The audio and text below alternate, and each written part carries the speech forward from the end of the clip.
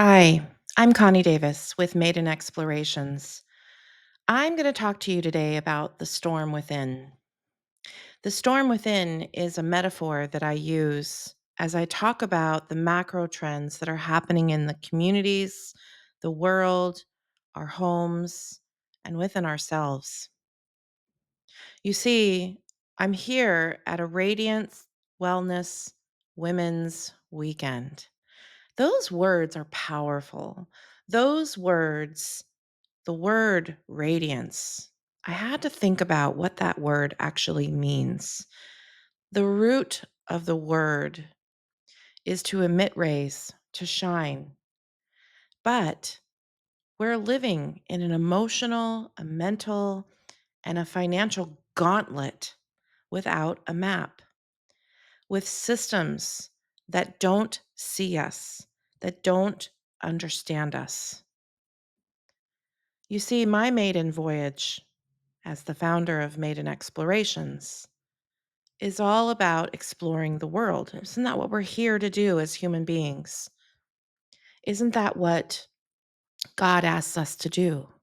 Is to get out in the community, to immerse, to serve, and to be there for one another.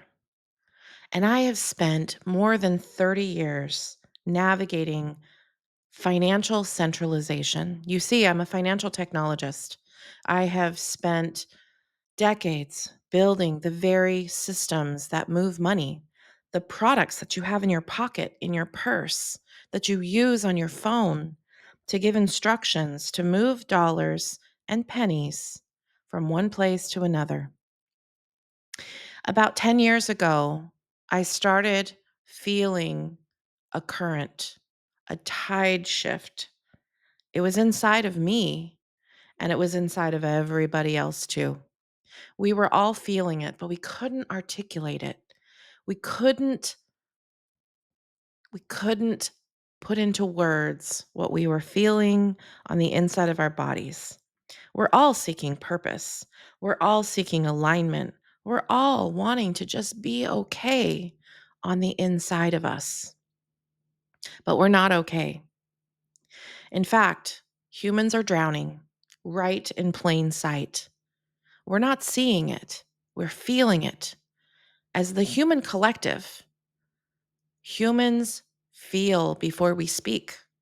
We try to put into words, into our language, our native tongue, and speak through our throat chakra what we're feeling. And many of us cannot. Many of us are crying out for help.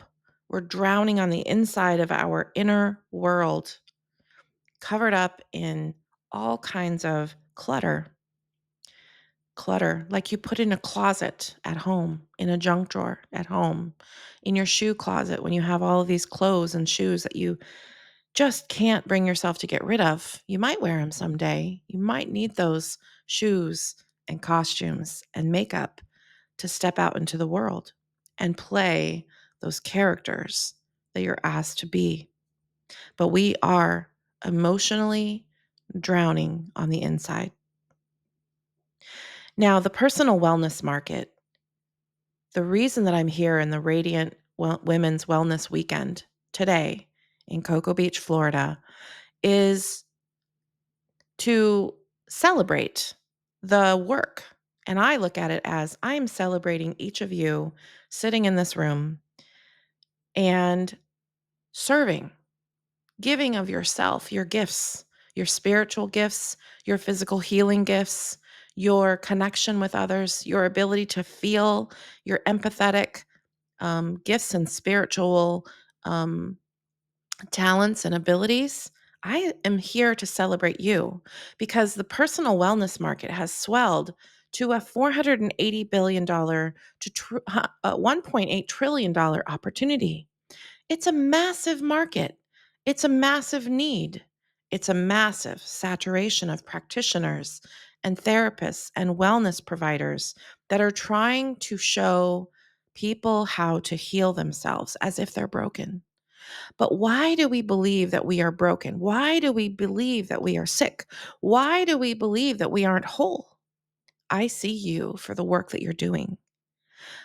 But I'm here to tell you that the centralized platforms that we're all using are working against you.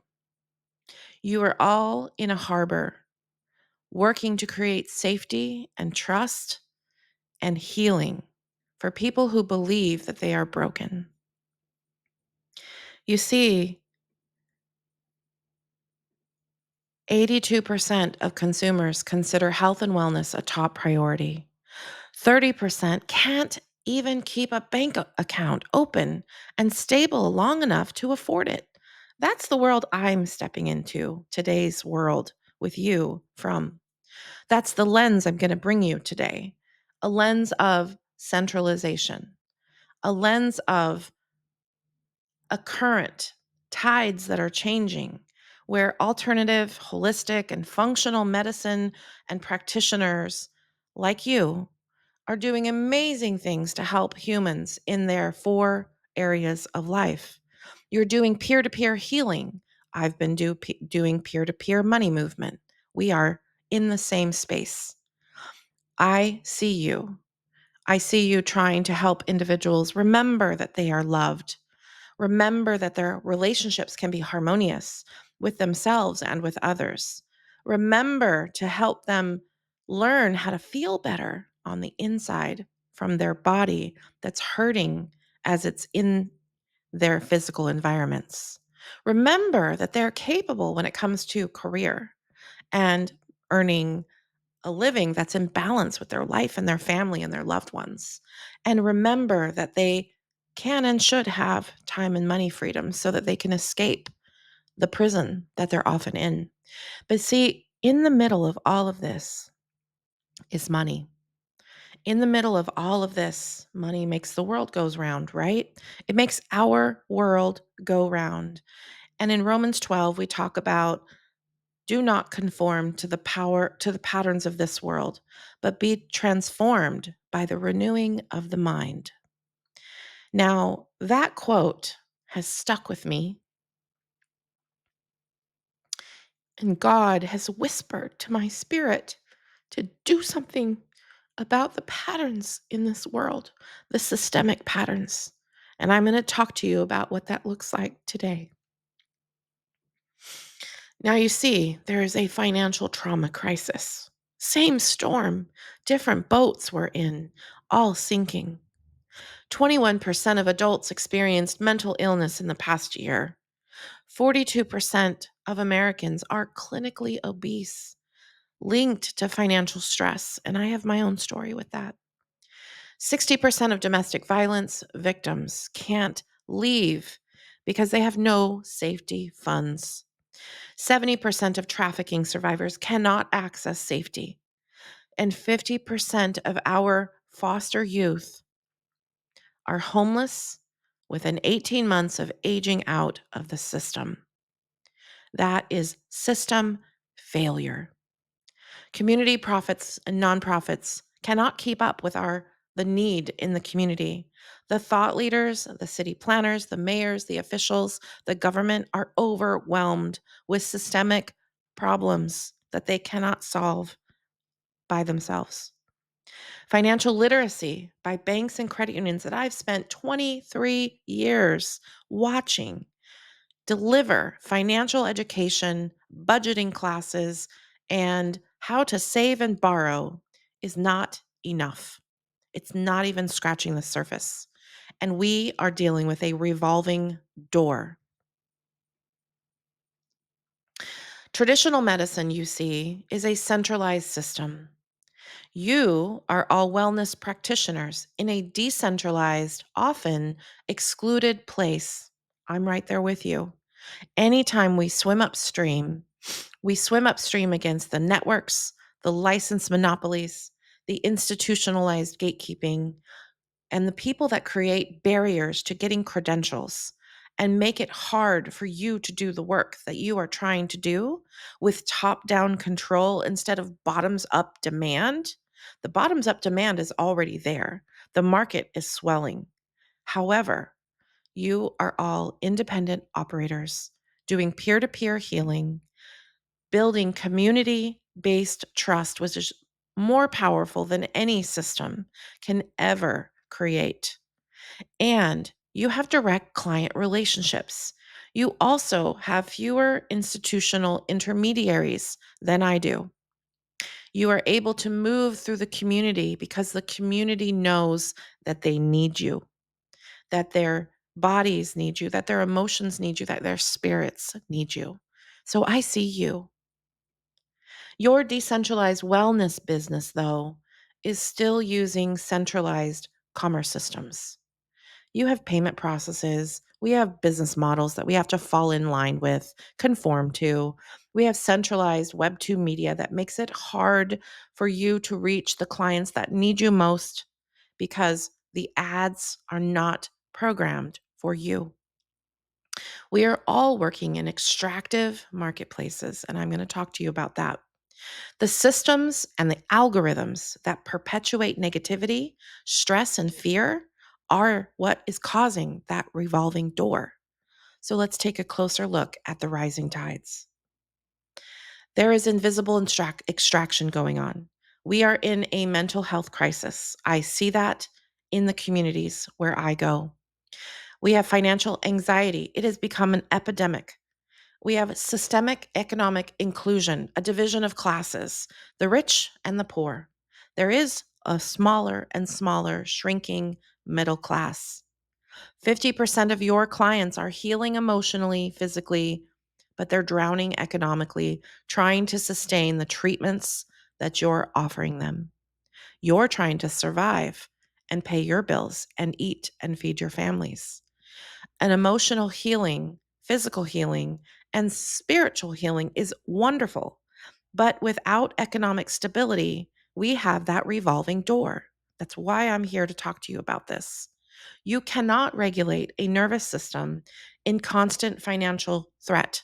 As a trauma informed coach and a commerce specialist, I have so broad of a lens now. I have seen the worst of the worst in fight, flight, freeze, fawn, or flop trauma response. Our sympathetic response system is not lending or yielding way to the parasympathetic response system without help.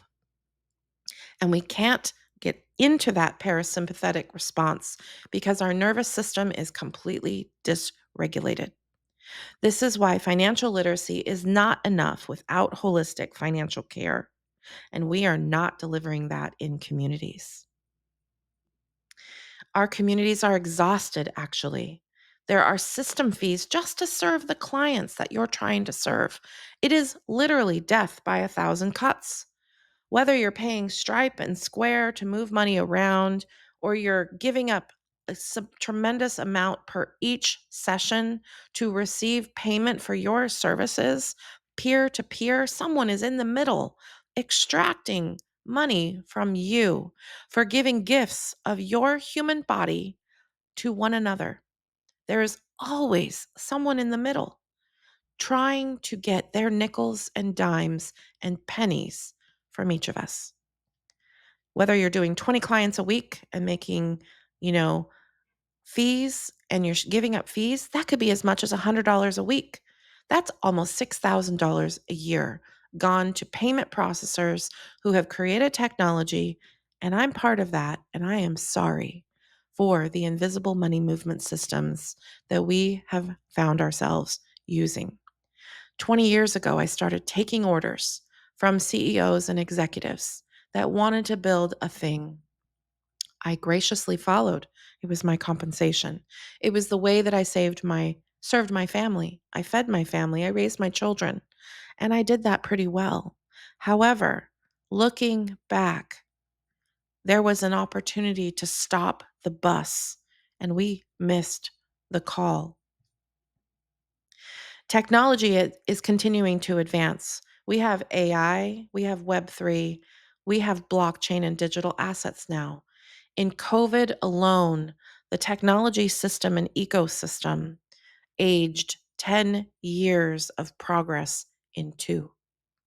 We con- we created 10 years worth of feature growth in the banking system alone. technology that would have taken us years to advance had there not been a catalyst. So you see, we need each other. We are here restoring rhythms, one heartbeat at a time. You're doing it emotionally, physically, and spiritually. And I am getting to the deep root and trying to do it financially. We have the power with technology and community to build new economies where healing work is actually sustainable. That's why I do what I do. That's why emotional wellness and financial wellness are inseparable. You see, the work that I've been doing over the past 5 to 7 years has been invisible. Invisible threads untangling the mess that's in our communities causing all of this physical and emotional pain. The inflammation in the bodies is not disconnected from the emotional stress that financial systems are causing. And we have the potential to undo and to restore our communities, to undo the adverse childhood experiences and the trauma and the violence and the abuse that I have seen as I studied the economic lens of human trafficking. You see, the human trafficking and criminal enterprise is a $150 billion a year organization. That's a huge market of pain, of exploitation, of criminal, human to human, evil behavior and choices, of stealing purity and innocence and intellectual curiosity. I created a report after studying the community, and I started a nonprofit. And at the ground floor of that nonprofit is the emotional economic empowerment theory, 7 principles that talk about and create a path to restoring communities. I wrote a report with data with a data scientist that studied the Census Bureau, and we called it the unsung powerhouses. Women in the marketplace like you serving their communities, building businesses, and nonprofits, volunteers, and nonprofit leaders like me who are trying to do the work in the middle of a revolving door. I also created a podcast. The podcast is called Unlocking Commerce in Business. Why? Because commerce is the exchange of value between people. We are moving value, information, products, and services between one another with invisible extractors playing part in that commerce circle. Does that belong there? Also, I wrote a book using the blockchain as a metaphor, not only to teach principles of the blockchain and digital assets and cryptocurrencies, but to relate it to the human journey. And that will be out soon. You see, we have the ability to work together, to pair up technology with human beings and innovation and do and create something beautiful, something empowering. That's the mission that I'm on. And I'm inviting you to unlock and serve the world with me together. You see, there are some resources I want to talk to you about. There is a provider community and decentralized marketplace. There's actually several of them. One I love the most is Trisha's Healerverse. And I'm going to invite you to get a link from me to join Healerverse. I am an affiliate, but it is a powerful mission. And Trish is on a mission to move you, spiritual healers, practitioners, and wellness providers, into a space that blockchain can see. I'm also involved with a agentic AI chatbot, a chatbot that is on a journey to heal financial wounds after a young CEO and founder's father killed himself over financial anxiety. She is on a mission to fuel relationship healing of money wounds. We have a relationship with money. What is yours? There are millions of people that have had traumatic relationships happening with money, all the way down to our community market advisor, who is a human trafficking survivor herself, that remembers the first $5 bill she remembers was the exchange between a man and her father in a hotel room to pay for sex with her at 4 years old. These are the stories. And there are absolute things that I am doing to fuel access to healing, whether they can afford it or not. There are DIY paths, there is empowerment courses. We have a rhythm that we are starting in the community. We're getting out, we're talking about this trade, the rhythm of trade. The rhythm of trade in vulnerable communities is broken. It is distorted. It is full of cries for help that nobody is listening to. Humans that are walking around with invisible injuries and crying out, acting out with erratic behavior and impulsive buying decisions to try to appease and pacify and cope with the emotional pain and gaps that they feel on the inside. That is why I do the work that I do. I have built communities to help show some of these individuals to a safe harbor where they can rest, where they can emotionally decompress from the storm that's out there that they think is out there, but it's really on the inside. And it's a symptom of the extraction machine that is corporate America. Now, I represent 3 brands: Maiden Explorations, a podcasting and community education initiative. I am working to create a side hustle gig worker platform that gives us harmony back to our communities. I'm not there yet. I have a lot of advocacy and disruption to do, and that's why I'm here. The nonprofit Inspire World Foundation is working to fill community gaps and build capacity for nonprofits, to show them that we can move beyond financial literacy, that we can insource financial literacy and take that under the helm of the nonprofit organizations who know their clients best, who know what the struggles are in the community, and to find partnerships and collaborations with the private market. And lastly, in my world of cryptocurrency, blockchain, and education on the topic, I am doing business development with Prime Ledger, who is working to secure community assets and unlock liquidity from all of the assets that are in the community around us, from buildings to intellectual property to ownership of companies to supply chain demand and fulfillment. We can tokenize all of it. You know why we want to do that?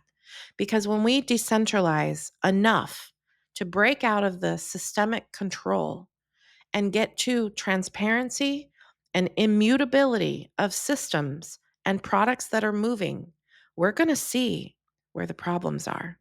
We're going to see where the greed and the control and the manipulation of numbers are. There will be no hiding once we get to blockchain.